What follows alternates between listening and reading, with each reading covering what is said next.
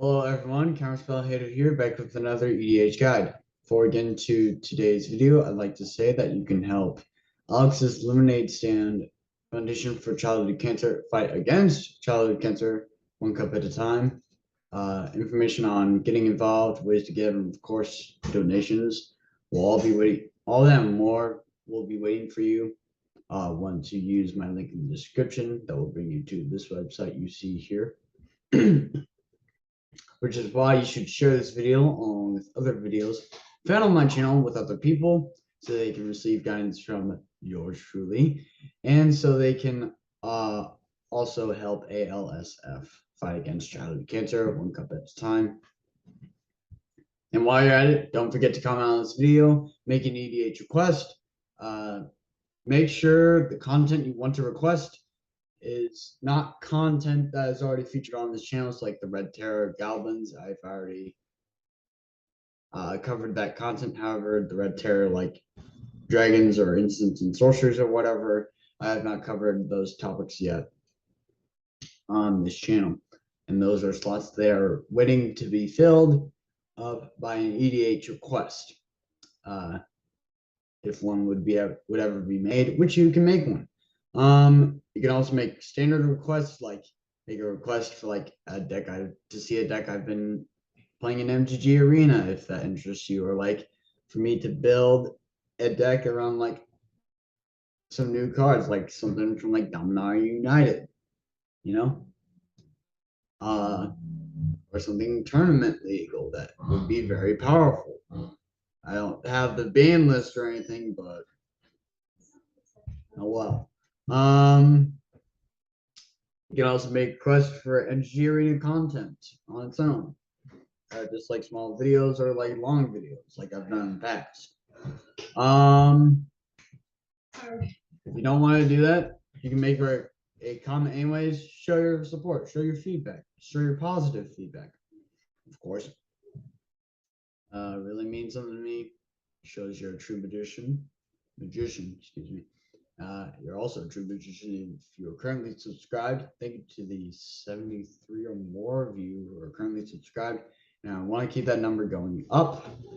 And so please subscribe. That's all I ask, really, along with all of those other things. And like on this video and all my other videos. With that said, let's get into this commander. Probably one of the ones you've been waiting for a good long time. It is Urza, Chief Artificer. Finally here for Commander. Returning again. Also returning in the original Brothers War set. So the standard set. Infinity for artifact creatures. Artifact creatures you control of menace. At the beginning of your end step, create a 0/0 colorless construct artifact creature token with this creature gets +1/+1 for each artifact you control. I think it's pretty obvious we want to be playing artifact creatures in this deck for the most part. So let's get into it.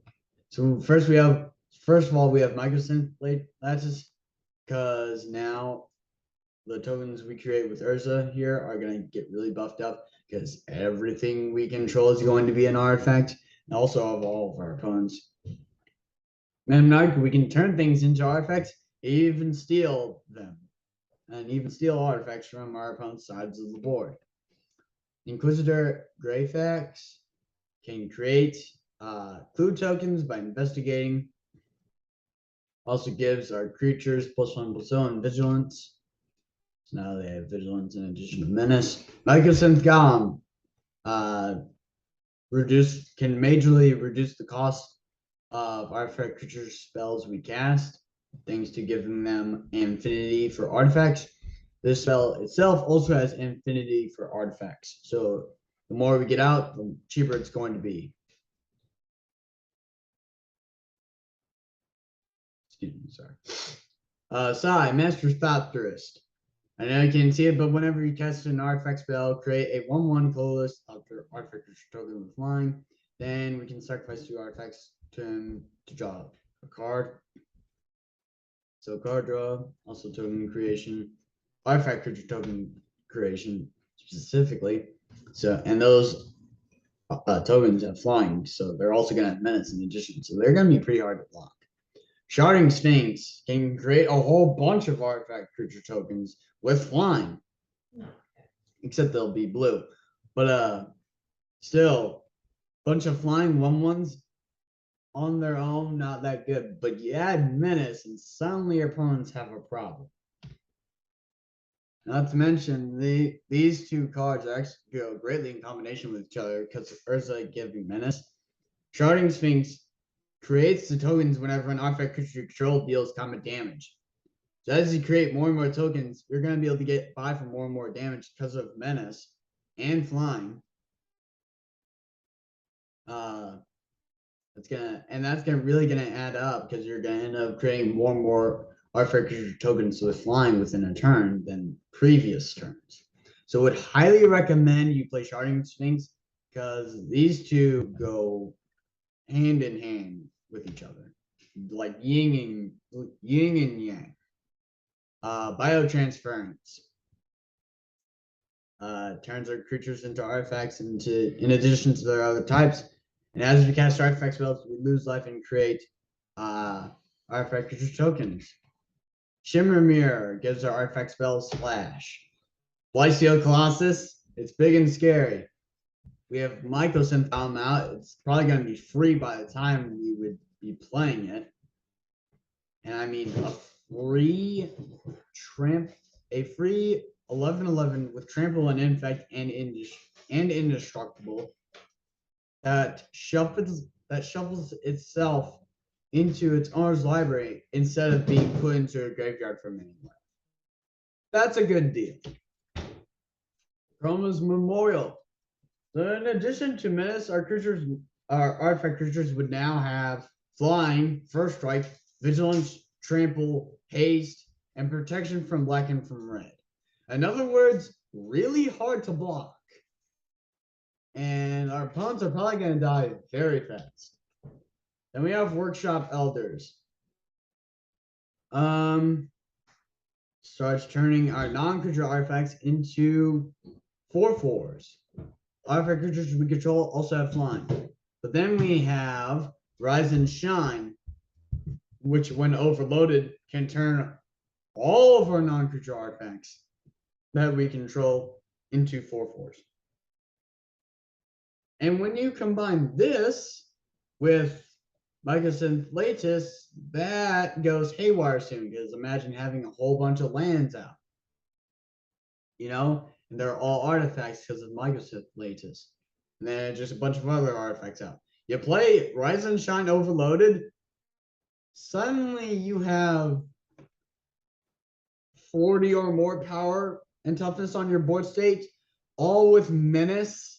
Not to mention, maybe in addition to that, you have Chroma's Memorial, which then means they all have, in addition to menace, flying, first strike, vigilance, trample, haste. Haste being the key word, and protection from black and from red. Really hard to block, can immediately attack, has protection from black and from red, which means 2 out of the 5 colors in Magic of 2/5 of all creatures in Magic, because there's 5 colors in Magic, would not be able to block all those creatures if they're black or red. And then there's Trample. These are all 4/4s, so little 1/1s are not going to cut it. Vigilance means that on the crackback, you're able to survive because they have flying and they don't tap when they attack. First strike means they can kill something with death touch before that creature with death touch is able to get to it. In other words, if you have a Chroma's Memorial out, you play Rise and Shine while Mycosynth Lattice is out, and you have your commander, I think you've got the game. Or more than likely, someone is guaranteed to die on that turn. Here's the summary.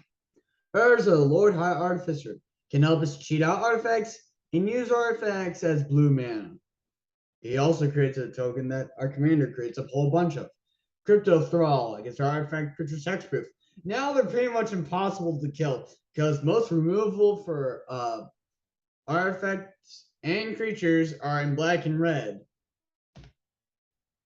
And not to mention hexproof now. So like anointed procession doubles up on our token creation. So now with Urza, instead of creating 2/0/0 colorless artifact creature tokens that are constructs that get +1/+1 for each artifact we control, I mean 1, we would create 2 because of anointed procession. Mirror Turbine can create mirror tokens. Clock of Omens can untap stuff. Tronic Resonator can copy target triggered ability we control. This means we can copy Urza's triggered ability that would trigger on our end step. Then leads to more shenanigans. Mirrorworks. We can now create tokens that are copies of our artifacts. And that includes our artifact creatures, which is scary. Mistress Self-Replicator. As we cast more and more historic spells, which artifacts are included in that category, we'll be able to pay mana to create tokens that are copies of Mistress Self-Replicator. Who knows how many we could get within a turn. The reason I would have this in here is because this is getting menaced because of your commander. Kind of a no-brainer. Imagine you have like 40 of these in AL menace, and you can get to 40 probably pretty quickly within this deck. If you have some cost reduction cards like Microsynth Golem, you'll get to like 40 Mistress Self-Replicators in no time. Mimic that can give us some artifact creatures, not to mention can take away some scary stuff from our opponents. We could also get like a Critter Hoof Behemoth and just kill someone. Because giant green creature that buffs up all your other creatures. Lithoform Engine can copy activated or triggered abilities, can copy instants and sorceries, and can also copy permanent spells. I don't think I need to say much more. Pitiless Plunderer creates treasure tokens as our creatures die. Eloise Nephilia Seluth. As our creatures die, it investigates, creating us more and more clue tokens. As we sacrifice tokens, we can surveil more and more. Junk Winder can tap our opponent's stuff down. Gonti's Etherheart to take extra turns. If we create a token that's a copy of it with Mirrorworks, we'll be able to get a whole bunch out of it. Lumen Grid Sentinel can tap permanents. So if we're playing flash stuff out with flash on our opponent's turn, we can tap their lands. And with some of the cost reduction cards like Microsynth Golem, you know what that means. A bad time for our opponents. Time Thief. Sacrifice 5 artifacts to this thing, take an extra turn. That's simple. Belisarius Cowl can get an artifact card and also create tokens by tapping our artifacts. Cemetery Protector. So with Microsynth latest, we can really go haywire with this thing. Because what we do is we exile an artifact card, right? Then it's Microsynth lets us making all of our permanent artifacts and everything in our hand artifacts. As we play lands, guess what? This thing's gonna create human creature tokens, and as we cast any sort of spell, whether it's artifact or not, if we have Microsynth latest, it's gonna be an artifact. So Cemetery Protector is gonna give us tokens. Aetherflux Reservoir can just blast someone for 50 if we cast enough spells, and it can help us stay in the game. Halo Fountain has another winning condition because we're making a lot of artifact creatures. Not to mention, this can make tokens for us, can draw us cards, and if we have enough creatures, win us the game. Song of the World Soul creates tokens for us that are copies of creature tokens we control as we cast spells. Definitely recommend, because then you can create multiple tokens that are copies of that construct creature token that Urza, Chief Artificer creates.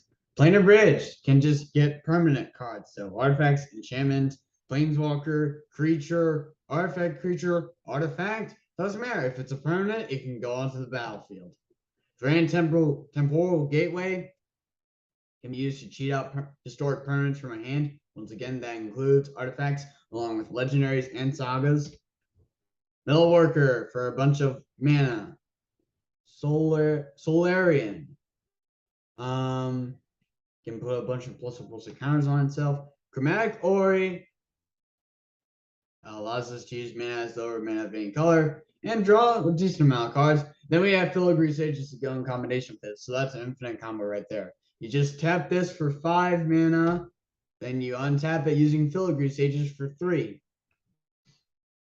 I mean, now you'd say, Ryan, but Ryan, Chromatic Ori here only taps for colorless mana. Once again, you may spend mana as lower mana of any color. So this can be blue, black, white, red, or green. Anything. Choosing Filigree Sages you will be able to use that mana that you produce from Chromatic Ori on Filigree Sages to untap Chromatic Ori. With infinite mana, this also becomes infinite card draw. And if you have all of your colored permanents out, that's like 3 cards. So not bad, right? Master Transmuter. We can literally swap like a mirror token out for Chromatic Ori or Geogam, which is actually pretty good in this deck because Urza still might get expensive, even though he has Infinity for artifact creatures, which is pretty good. We'll just be able to straight up cast him without paying his mana cost, which means we won't have to worry about the colors. If we have enough artifact creatures out, we won't have to worry about commander attacks. So I would highly recommend you have this one out too. Mirrorsmith creates those artifact creature tokens, as I said. We need artifact creatures. Canoptech Scarab Swarm.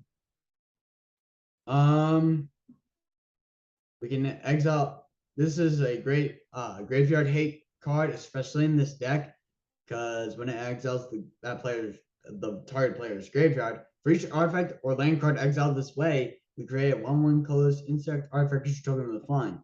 Flying and Menace, great combination, especially a whole bunch of 1/1s. If you can make them 4/4s, it's even better. And you know, there are Gitrog monster players out there, so if you're playing against them, it's not gonna look good for them. Then we have another infinite combo involving Animation Module, which can create you colorless servo artifact tokens whenever plus counters are put onto permanents you control. Cathar's Crusade, which puts a plus counter on each creature you control whenever a creature enters the battlefield under your control. Then Card Clan Ironworks. So what you do is you just simply play creature. All of your creatures get a plus counter, right? Because of Cathar's Crusade. Then with the Animation Module, you would need to create like some amount of tokens with it. So like, say we would put 1 plus counter on a creature with Cathar's Crusade. Then we pay 1 mana for Animation Module and create a servo. Cathar's Crusade would trigger again. But what we do is with Cart Clan Ironworks, we sacrifice the servo because it's an artifact creature. So we'd be able to sacrifice to Cart Clan Ironworks to pay the 1 for Animation Module to create. And from there, we keep on playing that out to infinitely buff up our board and can give us quite possibly infinite creature tokens if we have enough creatures out to start with. From this, we would have Crystalline Crawler adding infinite mana because it removes plus counters from itself to add mana of any one color to our mana pool. Also, in combination with Crystalline Crawler, even if we don't have the combo, we have Inerexible Tide, which proliferates whenever we cast a spell. This also goes greatly along with Tezzeret the Seeker, because then we can turn all of our artifacts into artifacts. Well, we can -5, which turns all of our artifacts into artifact creatures with base power and toughness 5/5, regardless of whether or not they are non-creature or not. Meaning, if we have like a bunch of 1/1 flyers, suddenly those are 5/5 flyers, which will also have menace because of Urza Chief Artificer. And then we have Power Depot. We have artifact lands because we're playing artifacts. Treasure Vault to great as a whole bunch of artifacts. Academy Runes get artifacts back from our graveyard. Inventor's Fair for life gain. Darksteel Citadel, it's an artifact land, it's indestructible. Excuse me. So, like, not even Armageddon will do anything about this. And I just didn't know what else to really put in here. And then we got 15 islands, 15 basic plains cards, and 15 basic swamps. Of course, they're Dominar United. I mean, we gotta be professional here. And with that, that is the end of this EDH guide starring Urza, Chief Artificer. Please go help ALSF or Alex's Lemonade Stand Foundation for Childhood Cancer. Fight against childhood cancer one cup at a time using my link in the description. And with that said, also share this video along with other videos to on my channel with other people so they can use the link to help ALSF fight against childhood cancer. And so they can receive guidance from yours truly. Comment on this video, make an EDH request. Like I said, make sure that the content you're requesting is not content that is already currently featured on this channel. So like the Red Terror Goblins, that is content that is already covered. However, the Red Terror Dragons, the Red Terror Instants and Sorceries, and all that other stuff out there is still waiting to be filled. It's still waiting for you to make a request so that I may build the deck and dedicate an episode to it. Just like how I can also dedicate an episode to a standard deck tech if you would make the request. So like a request to see like the latest MGG Arena deck I've been playing with, or like a request for like a very powerful deck of like certain colors, so like a red-black tournament legal deck or something like that. You know, or like standard legal or stored legal, you know.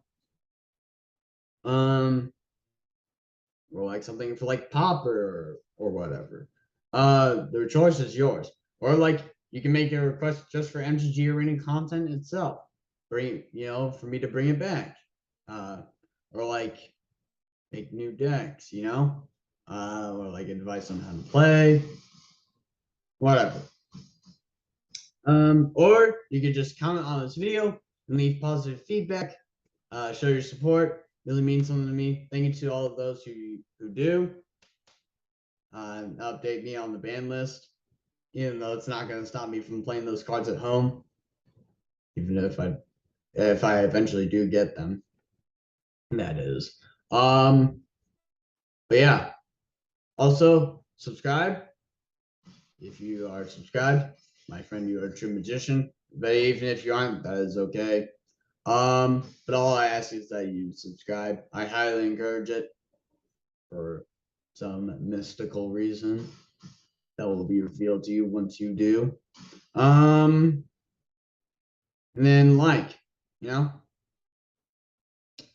I believe that would be it. I'll see you guys tomorrow. Goodbye.